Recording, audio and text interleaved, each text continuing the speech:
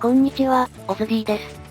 今回はトライデントが大量に入手できるドラウンドトラップの作り方のご紹介です。必要な材料はこちらになります。ブロックなどの素材は燃えるものを使用しないので、お好みの素材をご使用いただいても大丈夫です。葉っぱの部分はガラスなどでも代用はできますので、どちらかご自身が入手しやすい方をご選択ください。アイテム数には数え間違いなどもございますので、あくまでも目安として参考にしてくださいね。では作り方へ移りたいと思います。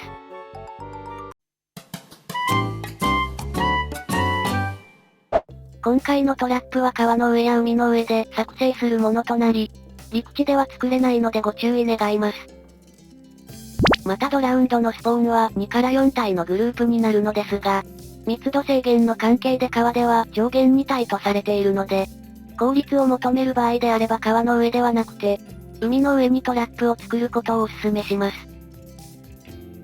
海かどうかの判断基準として、一つはこのように昆布が生成されているかどうかなどがあります。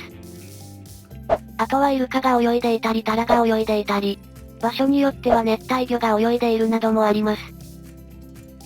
河川からこのように海に変わっている箇所なども、陸の近くだと川判定だったりもするので、トラップを作成する場合にはこんな感じで、なるべく陸から離した場所に作成しましょう。ではトラップ作成に移りたいと思います。まず最初に海底から仮ブロックを設置して、海面の高さまで積み上げていきましょう。海面の高さは共通で Y 座標が63になります。そうしたら仮ブロックの上からブロックを50個積み上げて、Y 座標が Y113 になるまで設置していきましょう。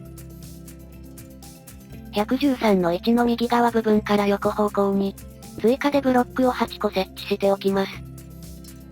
左には1つブロックを設置します。そうしたら次は端の位置から背面方向へ、ブロックを8個設置しておきましょう。今設置した部分にブロックを敷き詰めるようにして、ブロックを設置して 10×9 の足場を作っておきます。足場ができたら背面から3マスで左2マスの位置から、右方向にブロックを5つ設置しておきましょう。今設置したブロックの右側から2マスに、この向きでドロッパーを2つ設置します。後ろのドロッパーの背面側にブロックを設置して、その上にレッドストーンダストを設置しておきましょう。今設置したレッドストーンのこの位置に、仮ブロックを2段で設置しておきます。仮ブロックの上と背面側にブロックを2つ設置します。仮ブロックは壊しておきましょう。今設置したブロックのこの位置に、トーチを1つ設置しておきます。ブロックの上にレッドストーンダストを2つ設置しておきます。正面側のレッドストーンダストの上にブロックを設置して、背面側にトーチを設置しておきます。ブロックの上にはレッドストーンダストを設置しておきます。レッドストーンダストの薄い判定を狙って、ブロックを1つ設置しておきます。今設置したブロックの上にこの向きでリピーターを設置して、リピーターには1回タップして遅延を入れておきましょう。リピーターのこの位置にしゃがみながら、ブロックを1つ設置しておきます。こちら側にも同様にブロックを設置しておきます。今設置したブロックの下部分とその上側に、この向きでピストンを設置しておきましょう。下のピストンの背面にブロックを設置して、その上にレッドストーンダストを設置しておきます。上のピストンのこの部分にトーチを設置したら、上下のピストンが動き出します。反対のこの位置にレバーを設置して、今は下げて停止させておきましょう。ドロッパーの左側3つのブロックの上に、それぞれ追加でブロックを3段設置しておきます。このドロッパーの上部分にも、ブロックを2段設置しておきます。このドロッパーの正面側にも同じようにして、高さ4段で左に4マス分設置しておきます。背面側にも正面側と同じようにして、高さ4段で横に4マス分ブロックを設置しておきます。このブロックの位置からブロックを5個設置して、高さが2段になるように上にも設置しましょう。正面左側にも同様に高さ2段で、正面側に3マス分ブロックを設置します。正面側のこの位置に仮ブロックを3つ設置して、先を右側に曲げるように1つ設置しましょう。曲げた仮ブロックに接続するようにして、しゃがみながらホッパーを4つ設置します。設置できたら仮ブロックは不要なので壊しておきます。この位置にブロックを2つ設置しましょう。今設置したブロックの左側に、上付きでハーフブロックを2つ設置します。左のこのブロックにも同様に設置しておきます。下のピストンの前部分に、それぞれガラスを1つずつ設置しておきましょう。このハーフの上部分と左のハーフの上に、それぞれガラスを設置しておきましょう。内側のこの部分に水を流しておきましょう。正面右側のこの部分から正面側に、高さ2段でブロックを3つずつ設置しておきます。ドロッパー側の下側部分にトーチを3つ設置します。上にはブロックを設置しておきましょう。反対に回ってこの向きでリピーターを3つ設置します。リピーターの後ろ部分と上部分に、それぞれブロックを設置しておきましょう。トーチ上のブロックにこの向きで、コンパレーターを3つ設置しておきます。コンパレーターの後ろのブロックの上すべてに、レッドストーンダストを設置しておきましょう。コンパレーターの薄い判定を狙って、しゃがみながらホッパーを設置します。ドロッパーに接続するようにして、しゃがみながらホッパーを設置します。そうしたらこの位置から正面側にチェストを3つ設置して、隣にも設置してラージチェストにしておきましょう。上にもしゃがみながら同様に設置していって、2段積みのラージチェストにしておきます。それぞれのチェストに接続するようにして、しゃがみながらホッパーを設置しておきましょう。正面側のラージチェストの上には、追加で2つラージチェストを設置しておきます。同様にしゃがみながらホッパーも設置しておきましょう。コンパレーターの段のホッパーに右から4マスに、スタックできてドラウンドが落とさない素材を入れて、左の1マスにはオウムガイを64個入れておきます。64個ない場合は1個でも大丈夫ではありますが、42個までは循環機構は動作いたしません。その場合はドラウンドが41個ドロップするまで、新品のトライデントは入手できませんので注意です。画面右のホッパーにオウムガイを入れたら、あとの2つは不肉化動員ゴットを入れて、仕分け機構を完成させておきましょう。トライデントはスタックできないので、こちらの4段のチェストの中に入ります。ここまでできたら一度スイッチを入れてみて、オウムガイが循環するかを確認しましょう。ちゃんとこんな感じで循環していれば OK なので、レバーを停止させておきましょう。チェストの左のこの位置にはしごを設置します。待機場所はこのチェストの上になります。そうしたら水の上を 2×2 で囲うようにして、それぞれの面にブロックやガラスを設置します。あとは敵などが湧かないようにするために、ブロックやピストンの上にハーフブロックを設置します。先ほど囲うように設置しておいたブロックの上から、ブロックを25個積み上げながら設置していきます。その他の残り7箇所にも同じようにして、追加で25段分ブロックを設置していきましょう。今積み上げたブロックの上部分に、それぞれソウルサンドを設置しておきましょう。各面のソウルサンドから外側に、追加で7つソウルサンドを設置しておきます。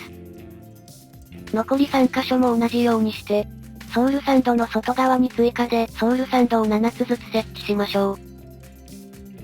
設置したソウルサンドの間部分を埋めるように、ソウルサンドを設置して敷き詰めていきます。残り3箇所も同じように設置しましょう。こんな感じで 18×18 の広さで設置できていれば OK です。ソウルサンドの周りを囲うようにして、4面すべてにブロックを設置しておきましょう。今設置したブロックの上部分に、追加でブロックを設置して高さ5段の壁を作ります。こんな感じで設置できていれば OK です。内側に入って穴の2マスに仮ブロックを設置します。仮ブロックに向けて穴の上部分に、しゃがみながらフェンスゲートを設置しましょう。仮ブロックは壊しておきましょう。フェンスゲートの上にしゃがみながら、それぞれ追加で3段分フェンスゲートを設置しておきましょう。今設置したフェンスゲートは、すべて開いた状態にしておきましょう。そうしたら角と横1マス開けた箇所に水を流して、真ん中の無限水源から水を汲みながら、その列すべてに水を流していきましょう。直角方向にも同様に水を1列流しておきましょう。そうすると途中で水流が停止するので、残りの箇所にも水を流して無限水源を作ります。これを残り3段分行って、合計で4段分の無限水源を作っていきましょう。そうしたら4段目のブロックの上側に、仮でハーフブロックを敷き詰めていきましょう。フェンスゲートがある場所は設置しなくて大丈夫です。こんな感じで真ん中以外に設置できたら OK です。各角から1マス開けたこの2マスの箇所に、それぞれ仮ブロックを2つずつ設置しておきます。上から見るとこんな感じになっています。仮ブロックを設置した箇所以外のブロック部分に、各面ごとに1列水を流していきましょう。こんな感じで真ん中手前で止まっていれば OK です。各角手前に設置していた仮ブロックは、不要なので壊しておきましょう。後仮で設置していた4段目のハーフブロックも、もう必要ないので全て壊しておきましょう。水深が5マスあるので、この状態でもドラウンドは湧きますが、このままだと飛び上がる時間をロスしてしまいます。ですので飛び上がらないようにこんな感じで、葉っぱブロックやガラスで蓋をしてあげましょう。蓋をすることができたら一度下に飛び降りましょう。そうしたら上に登ることができるように、下からはしごをかけて登っていきましょう。待機場所にも敵が湧かないように、各角部分に松明を設置しておきましょう。これでドラウンドトラップ自体は完成になります。トライデントがないうちはこの隙間から倒して、ドロップしてくれるまで倒し続けましょう。ちなみにこんな感じでたまにイカも落ちてきますので、倒してイカスミも入手することが可能です。トライデントを入手することができたら、各ピストンに向けて投げておきましょう。あとは待機所からもレバー操作は可能なので、スイッチを入れてあとは待機しておくだけです。ちなみにこの際にドロップ増加の剣を持っていれば、入手アイテム量も増えるのでおすすめです。ではチェストの中を空にした状態で、少し待機して効率を確認してみましょう。では10分ほど待機してみたので、トライデントの入手状況を確認しましょう。装置は停止させておきます。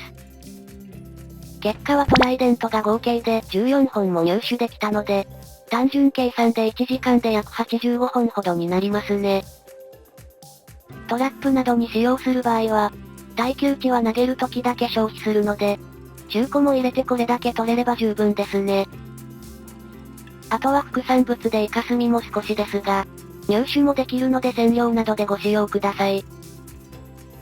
ちなみに腐肉は249個でインゴットが15個と、こちらもまずまずの入手量ではありますね。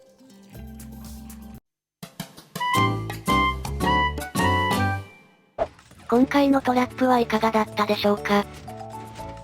1時間で約85本ものトライデントが入手でき、副産物もそれなりに入手することができる、ドラウンドトラップの作り方のご紹介でした。トライデントが大量に欲しい方は、よかったら参考にして作ってみてくださいね。今回参考にさせていただきました方の動画は、概要欄にリンクがあるのでぜひご覧ください。最後までご視聴いただきありがとうございました。ぜひともチャンネル登録と高評価もお願いします。また他にも色々な装置やトラップの動画もあるので、よかったら概要欄などからご覧になってくださいね。ではでは、また次の動画でお会いしましょう。バイバイ。猫